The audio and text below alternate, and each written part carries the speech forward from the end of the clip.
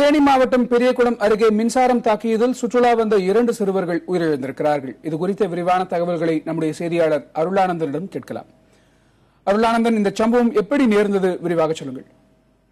இப்ப இந்த சம்பவம் பாத்தீங்கன்னா பெரியகுளத்துல, அதாவது மதுரை பகுதியில அச்சமுத்து என்ற பகுதியிலிருந்து வருடந்தோறும் சுற்றுலா செல்வாங்க. அதுல சிறுவர்கள் அதிகப்படியாக சிறுவர்கள் அந்த பள்ளி விடுமுறை என்பதனால 6ஆம் வகுப்பு முதல் 12ஆம் வகுப்பு உள்ள மாணவர்களை ஏற்றிக்கிட்டு அவங்க இந்த வருடம் காலையில கும்பக்கரை அருவி பகுதியில கும்பக்கரையில் குளித்து விட்டு அங்கே உணவு அருந்தி விட்டு பின்னர் பெரியகுளம் அருகே உள்ள சோத்துப்பாறை அணை பகுதியில பார்வையிட்டு பின் திரும்பும் பொழுது அந்த பேருந்து அந்த பகுதியில் செல்லும் பேருந்து இப்போ மாம்பழ சீசன் என்பதால் அந்த பகுதியில மாங்காய்கள் காய்த்து தொங்கும். அந்த பகுதியில ஜன்னலோர உட்கார்ந்திருந்த முகேஷ் என்ற சிறுவன் அந்த வாகனம் மூவ் பண்ணும் போது மாங்காயை பறிக்கிறதுக்காக முயற்சி செஞ்ச போது அந்த மின்சார கம்பியில ஒரு தென்னை மட்டை தொங்கிட்டு இருந்ததை பிடித்துறாரு. அந்த சூழ்நிலையில மின்சாரம் தாக்குனதுல முகேஷ் என்ற சிறுவனும் அவருடைய ஒட்டி உட்கார்ந்திருந்த கார்த்திக் என்ற சிறுவனும் இறந்துடுறாங்க.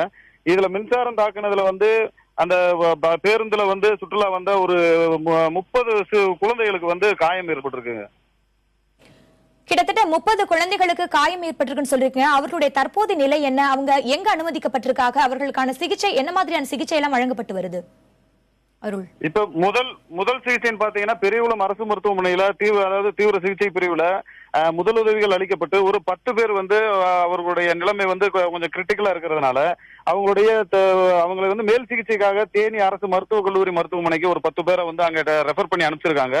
மேலும் உள்ள மற்ற சிறுவர்களுக்கு இங்க முதலுதவி அளிக்கப்பட்டு சிகிச்சை அளிச்சுட்டு இருக்காங்க.